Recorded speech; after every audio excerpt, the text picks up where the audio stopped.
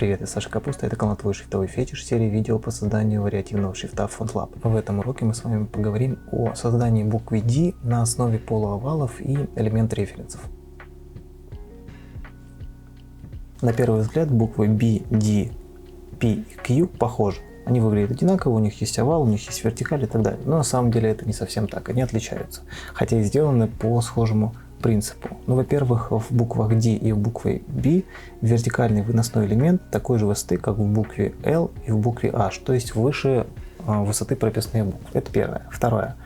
В букве P и Q нижний выносной элемент короче, он немножко урезанный по сравнению с таким. Мы здесь, в принципе, даже видим, что размер вот этого элемента и вот этого отличается. Хотя этому шрифту очень много лет, он все равно учитывает эту особенность. И самое главное еще отличие, здесь не сразу будет очевидно, но в принципе, если мы присмотримся, то хорошо будет видно, что стык нижней части овала в букве B отличается от стыка в букве D.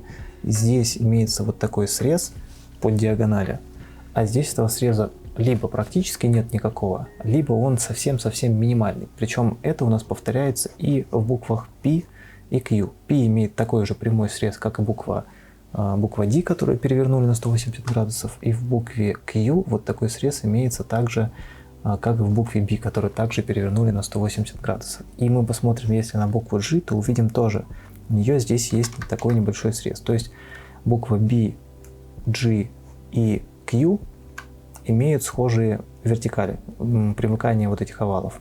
Буква P и буква D имеют схожие между собой. То есть это все нам нужно сейчас будет учитывать, когда мы будем создавать эти буквы. Это не всегда так, не во всех шрифтах это делается, но особо это заметно в шрифтах, где есть какой-то контраст, или, например, это какая-нибудь антиква. Там прям из-за хода кисти, скорее всего, используются такие срезы более заметные.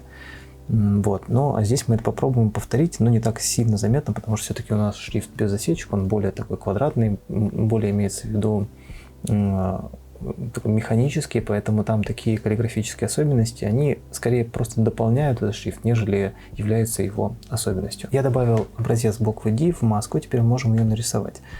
Для этого нам понадобится буква H и буква O, для того, чтобы было понятно, какие пропорции нужно использовать. В первую очередь я беру, выделяю все элементы, Ctrl-C, вставляю в букву D, Ctrl-Shift-V комбинацией. И теперь что нам нужно сделать? Я могу их повернуть. Я выбираю, нажимаю W. Они у меня зеркалятся. Но так как мне нужно, чтобы этот элемент не был отзеркаленный, я просто выбираю только его и снова жму W. Теперь он у меня повернулся, он теперь просто у меня смещен. Теперь что нам нужно сделать? Вот этот элемент у меня имеет дельта-фильтр, потому что нам его немножко нужно было ужать для того, чтобы компенсировать вот это черное место. Что мы здесь делаем? Мы его просто отвяжем от оригинального вот этого контура буквы H. Жму вот сюда, он мне отвязался. Теперь я применю этот дельта-фильтр или в принципе, да, применяю. И вот у меня он стал обычным контуром. Можно еще реверснуть его, чтобы стрелка у нас смотрела наружу. Так, вот здесь я отключу Match Moves, мне он не нужен.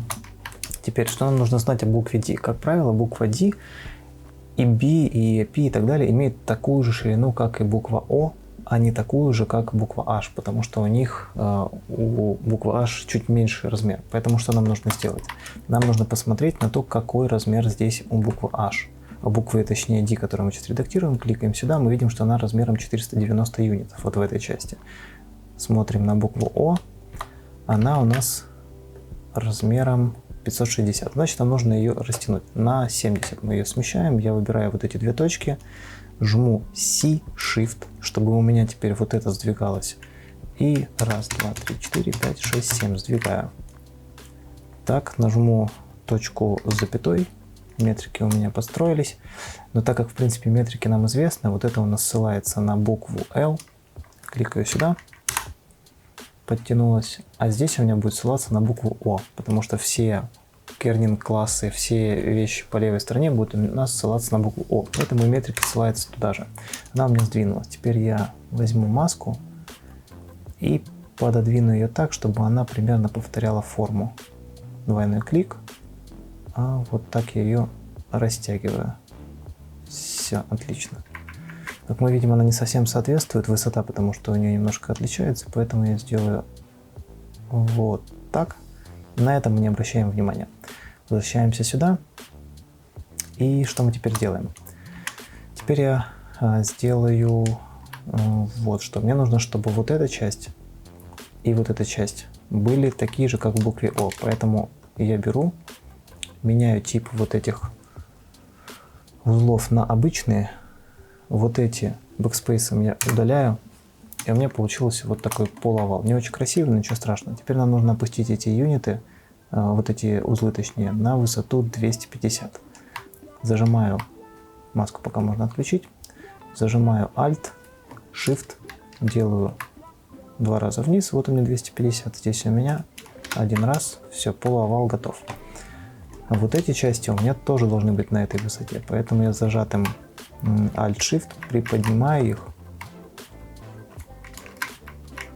до высоты 250. Все, отлично. Теперь, что нам нужно сделать? Вот эту часть я делаю сюда, чтобы она не такой надлом имела, потому что буква на шире. Теперь у нас круг более заметный должен быть. Вот это можно чуть ниже сделать, как-то вот так вот подредактировать. Так, вот это мы тоже опускаем, чтобы было более овальное. И вот теперь самое интересное. Мы создали полуовал. Нам нужно его повторить, и я его потом еще доредактирую, потому что здесь мне не очень нравится.